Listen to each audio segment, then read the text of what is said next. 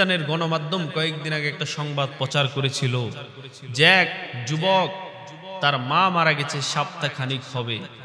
তার মায়ের মৃত্যুর পরে এলাকার মধ্যে অনেক মানুষ বলে উঠতেছে যে তোমার মায়ের কবর থেকে আওয়াজ হইতেছে।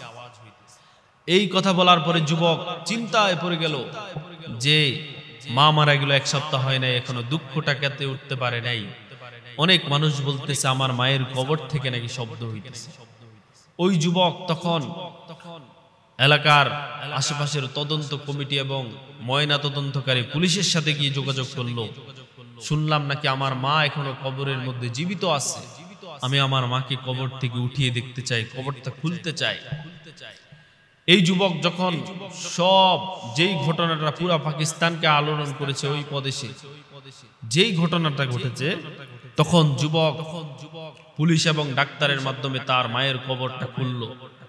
খুঁড়ার পরে যখন দেখে যে তার মায়ের কবর আর কবরের মধ্যে নাই, অটোমেটিক ওইখান থেকে পচা দুর্গন্ধ বাহির হয়ে গিয়েছে।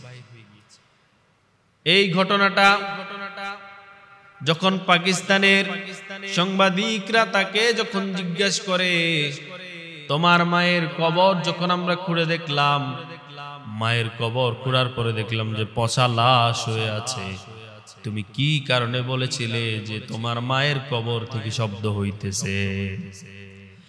ওই যুবকটা বলে আমি শুনেছি। এইভাবে যখন বারবার তাকে যখন তদন্ত করা হয়, তদন্ত করার পরে একটা বিষয় বেরিয়ে আসছে যে তারা এই কবরটা নিয়ে মাজার এবং দরগা বানানোর জন্য চেষ্টা করেছিল। পরবর্তী সময়ে পাকিস্তানের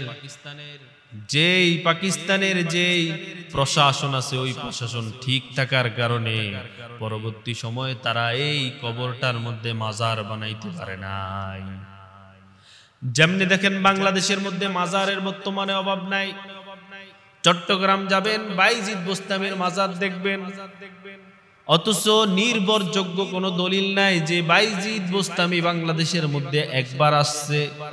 অথচ চট্টগ্রাম শহরের মধ্যে একটা সুন্দর জায়গার নাম হয়ে গিয়েছে বাইজিদ, নাম হয়ে গেছে। তার বিরোধিতা করব না, কিন্তু ওইখানে বাইজিদ বোস্তামির মাজার আসছে কি করে? ওই মাজারে গিয়ে মানুষ মান্নত করতেছে, হাজার হাজার মানুষ শিরক করতেছে, কবরে গিয়ে সিজদা করতেছে। অথচ ওই কবরের মধ্যে এটা যে বাইজিদ বোস্তামির কবর, তার নির্ভরযোগ্য কোনো দলিল নাই। কারণ অনেকেই বলছেন বাইজিদ বোস্তামি কখনো বাংলাদেশে আসে নাই। এরকম মাজার দেখবেন তালাশা, বাবাশা, এইভাবে তারা প্ল্যান মোতাবেক করে বলে যে কবরের মধ্যে কি শব্দ হয়, নূরের আলো জ্বলতেছে, এইভাবে বলে কবরটাকে পাকা করে দেয়। ওই সময় ওইটাকে পূজা করতে শুরু করে, চুমা দিতে শুরু করে। কিছুদিন আগে যে মাজারগুলা মানুষ ভাঙলো, একটা মাজার দেখলাম যে নাম হলো অমুক কি আমেনা পাগলির মাজার। মানুষ এত ব্রিটিশের ব্রিটিশ, ওই মাজারটা কুড়ে পর্যন্ত দেখলো, দেখে যে মাজারের নিচে কিছুই নাই।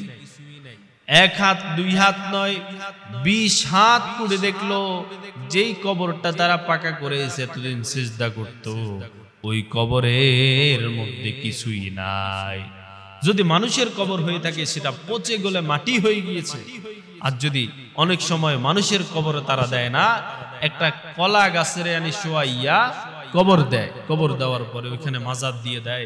বলা হয় যে আমি স্বপ্নে দেখেছি যেই ব্যক্তি ওই মাজারে দান করবে তার অমুক আশা পূরণ হয়ে যাবে। এইভাবে বিভিন্ন মেসেজ মানুষের মধ্যে ছেড়ে দেয় এবং বলে যে কবর থেকে নাকি অনেক মিশকের ঘ্রাণ আসতেছে।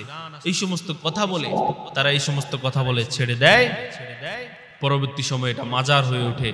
আর বাঙালি নিরহ মুসলমানরা আল্লাহ তাআলার কাছে না চেয়ে ওই মাজারের কাছে চায়।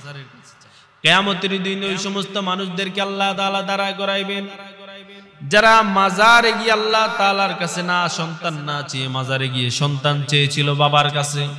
কিয়ামতের ময়দানে তাদের শিরকের গুনার কারণে এমন ভয়াবহ শাস্তি হবে, আল্লাহ তাআলা রব্বুল আলামিন তাদেরকে ভয়াবহ শাস্তি দিবেন।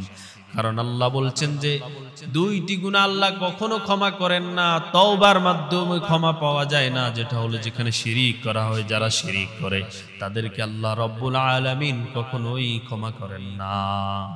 ওই ঘটনাটা এই জন্য বললাম যে আমাদের বাংলাদেশের মধ্যে এইভাবে মাজারগুলো আমাদের বাংলাদেশের মধ্যে প্রতিষ্ঠাতা হয়েছে। আল্লাহ রাব্বুল আলামিন আমাদেরকে বুঝাতে